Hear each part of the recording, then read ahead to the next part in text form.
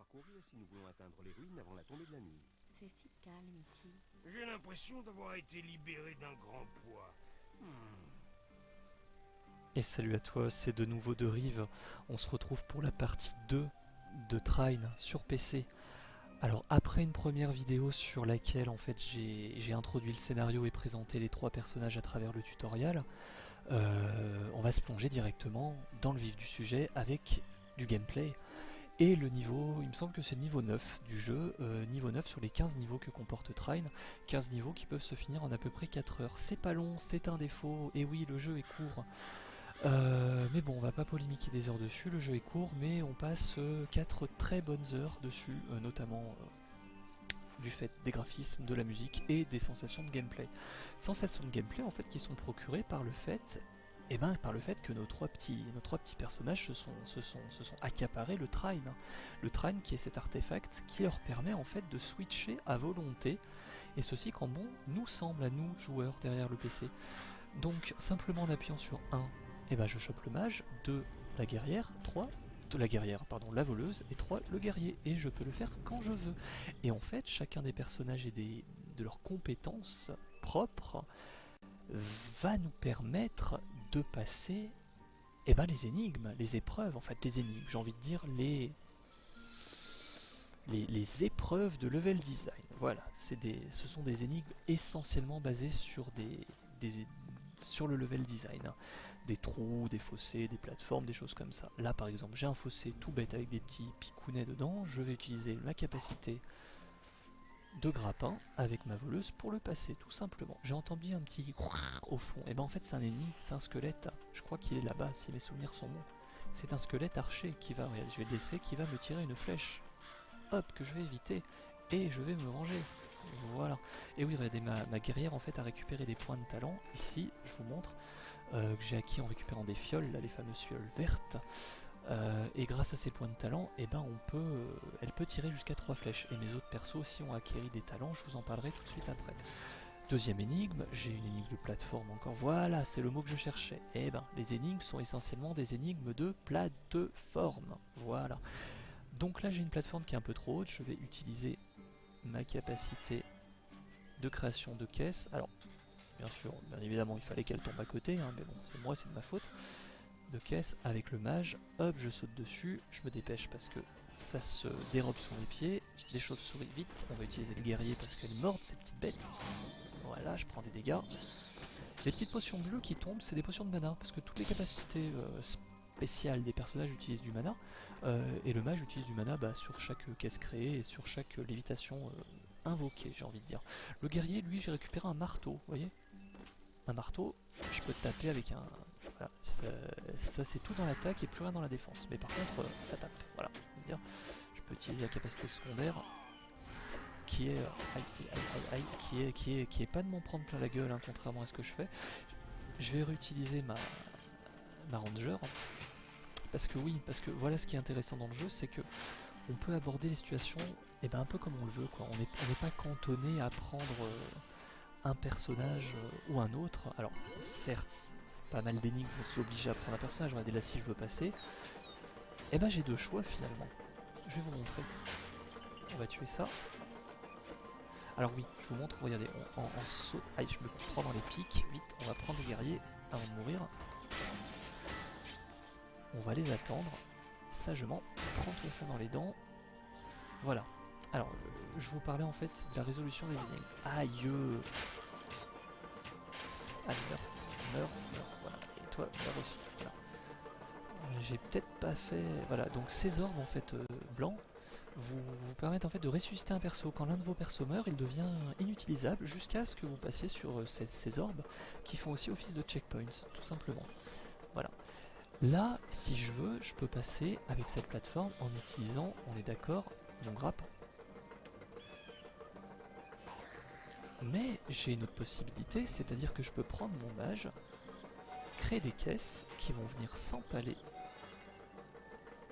ici, vous voyez. Bon là je vais me faire tirer dessus, on va essayer de la tuer, voilà, tout simplement. Vous voyez, je peux prendre ça, créer des caisses, et venir les empaler là-dedans. et passer ici. Vous voyez, on n'est pas cantonné dans la résolution d'énigmes, on peut faire à peu près ce qu'on veut. Ça c'est relativement sympa. Là il y a des plateformes baissées, voilà bon. Là il y a il y a des phases de combat. On va y aller à la bourrin, on va pas trop se protéger en espérant qu'il vole. Aïe. Voilà, on est mort. On a fait le con, on est mort. Vous voyez, je peux plus le réutiliser. Mon guerrier, il y a une tête de mort à la place. Aïe, j'ai pas envie de mourir. On va utiliser ça. Voilà, je suis mort avec 2 personnages. Ce que je peux faire éventuellement, c'est retourner en arrière. Bon, le jeu oblige pas à retourner en arrière. Là, c'est moi qui le... Mais d'ailleurs, je vais pas retourner en arrière. Allez, on est fou. Je vais essayer de me dépatouiller avec le mage. Donc, je vais faire tomber haute capacité du mage. Une caisse. Hop. Je vais essayer d'écraser un ennemi. Voilà, donc lui, ils peuvent casser les invocations. Ouais. Oula, mais il va me poser souci celui-là. Parce que le mage, en fait, sa seule façon de se débarrasser de ses ennemis, eh ben, c'est de les écraser. Comme ça, regardez. Voilà. Et là, eh ben, je vais en chier pour passer. Je vais en chier parce que... Ah non, je vais pas en chier, je dis des bêtises. On va créer une caisse. Allez, créer une caisse. Voilà. Créer une autre caisse. Hop, faire un beau carré. Pique là. C'est parti, voilà. Hop, on a activé le mécanisme, ça va relever les plateformes. On va passer de justesse. Hein. Parce que le mage, c'est pas le plus agile aussi. Hein. Voilà, donc là... Alors ceux-là, ils courent super vite, c'est super chiant. Aïe! Créer une caisse, voilà, voilà, tombe.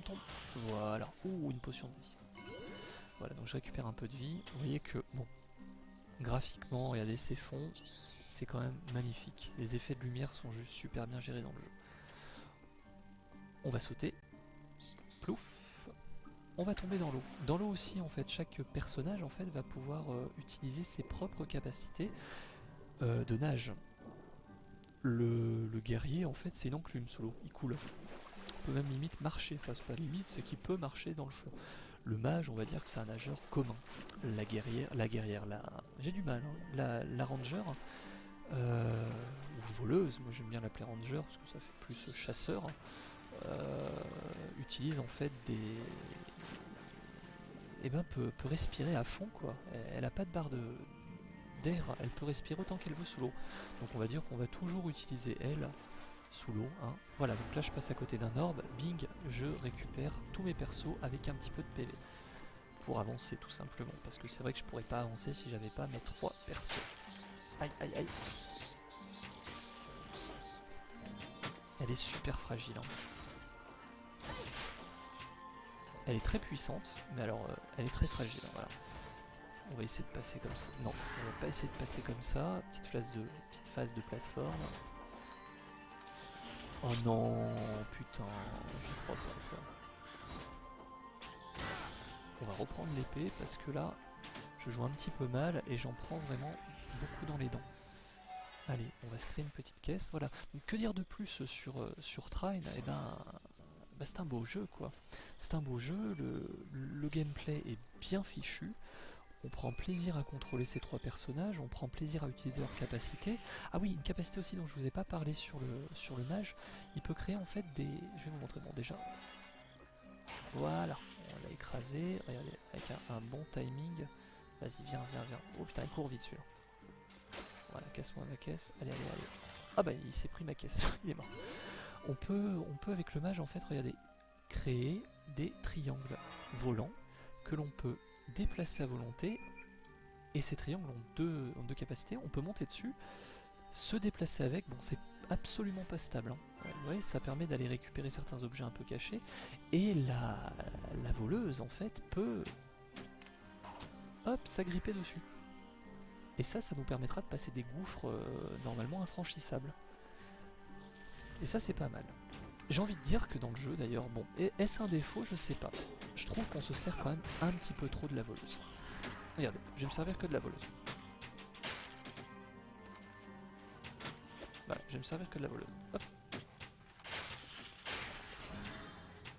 vais me servir que de la voleuse et de ses flèches, alors que là en principe, bon, il faudrait se servir du guerrier, parce qu'on est dans des phases où il y a beaucoup d'action. La voleuse, elle est quand même super puissante. Être à distance, c'est très intéressant dans ce jeu, parce que les ennemis sont essentiellement font essentiellement du corps à corps. Bon, après, la voleuse, contrepartie, elle prend quand même vraiment super cher. Hein. Mais voilà quoi, je trouve qu'on avance quand même super vite avec la voleuse. Surtout quand on a les 3 flèches comme j'utilise actuellement. Allez, venez, on va lui casser son bouclier. Voilà, ça devrait être bon. Il y en a d'autres qui arrivent. Voilà. Et j'ai ouvert la porte. Ça, c'est un bon point. On va avancer parce que là j'en suis déjà à plus de 10 minutes de vidéo et je sais pas si je vais pouvoir finir le niveau. Alors je vous préviens, si j'arrive à 15 minutes et que j'ai fini le niveau, bon bah, c'est tant mieux. Si j'ai pas fini, je conclurai le test ici, hein, tout simplement. Je pense que j'en ai dit assez sur le jeu. Graphiquement, vous savez ce que j'en pense. Au niveau des musiques, bah, vous l'entendez, je trouve que les musiques sont super enchanteresses. Si vous pouvez, bah, essayer de choper la BO. Moi je l'ai, elle est juste, elle est magnifique. Alors un peu répétitive certes, mais voilà, c'est des musiques nous plongent quoi, dans une ambiance qui colle parfaitement au jeu, tout simplement. Petite énigme de plateforme que je pourrais une nouvelle fois passer en plantant des cases dans les pics, mais j'ai pas envie. Alors on va la passer. Non, et ben on va être obligé de planter des cases dans les pics parce qu'autrement on va mourir. Voilà. Hop, on va avancer, on va prendre la voleuse. On va passer rapidement, essaye vite, voilà, on avance. Au niveau de la variété, voilà, de la variété des décors, là on est dans une grotte, c'est vrai qu'on va rencontrer pas mal d'environnements différents, on va être dans des caves, dans des grottes, dans des châteaux, dans des forêts, à l'extérieur, à l'intérieur, c'est vrai que tous les niveaux sont différents, donc ça, il n'y a pas de répétitivité qui s'installe. C'est un bon point. Là pour passer, je sais que je peux me créer par exemple une plateforme. On va faire du Lego. Allez, c'est parti. Toi tu viens là, tu vas te poser là-dessus. Alors, on va servir de la physique, comme j'ai dit, qui est très bonne dans le jeu. Là, il va falloir faire preuve d'un petit peu de skill, de rapidité. Et là, pose-toi là. Voilà, je me suis créé une espèce de passerelle, quoi, tout simplement. Oh putain, mais le boulet. Heureusement. Voilà, donc le guerrier sous l'eau, vous voyez, cool, je peux rien faire. Alors, heureusement que là... Putain, je vais être coincé, j'y crois pas. Je vais être coincé, je suis déjà... saleté, là. Voilà, donc là je suis coincé, c'est super. Bon, c'est pas bien grave, hein. Je pense que j'en ai dit assez sur le jeu, je vais pas finir le niveau, tant pis. On va avancer là-dedans, mais à mon avis on va être bloqué. Voilà, c'est juste un petit passage secret. Voilà. Oh, un coffre. Allez, on va le prendre, tiens. Alors le coffre, en fait, dans les coffres, on trouve des objets, colliers de pouvoir trouver, que l'on peut en fait, regardez, donc là il est là, collier de pouvoir, un bijou ancien utilisé par les magiciens d'antan. Permet à son propriétaire de puiser plus d'énergie dans le monde. Augmente de 25% les dégâts des armes qui utilisent de l'énergie. Donc là, si je veux, je peux le donner à qui je veux. Je peux le donner à mon mage, je peux le donner je peux lui laisser ou je peux le donner à mon guerrier. On va lui laisser, hein, parce que c'est vrai que je joue beaucoup avec elle, donc plus elle est armée, la petite cocotte. Oh, regardez là-haut, un mini-boss. Alors, vous allez voir que la difficulté, si j'y arrive, c'est vraiment pas un gros boss, hein, c'est vraiment une créature qui change, on va dire, voilà. C'est un truc avec un skin différent et qui demande une autre approche, tout simplement. Donc on va essayer de passer simplement, voilà, j'ai envie de dire, je me suis coincé tout seul, parce qu'en fait là il faudrait que vu que notre ami le mage ne peut pas utiliser ses capacités sous l'eau, monsieur un petit peu un mage mouillé, ben je peux pas. Et ben j'ai envie de dire tant pis, je vais bientôt arriver aux 15 minutes. Voilà, donc c'était un vidéo test de Train sur PC, je rappelle une nouvelle fois. J'ai fait le tour vraiment de façon très rapide, hein. Je vous ai pas tout montré, je vous ai pas montré toutes les énigmes. Si vous en avez l'occasion, surtout au prix auquel il est, faites-le. faites-le, il tourne sur la plupart des PC. Attention, hein, je dis peut-être, il tourne peut-être pas sur les petits netbooks, hein, mais il tournera sur la plupart des PC domestiques. Il ne demande pas une très grosse configuration. Voilà, je vous dis au prochain test et merci d'avoir regardé cette vidéo. Salut!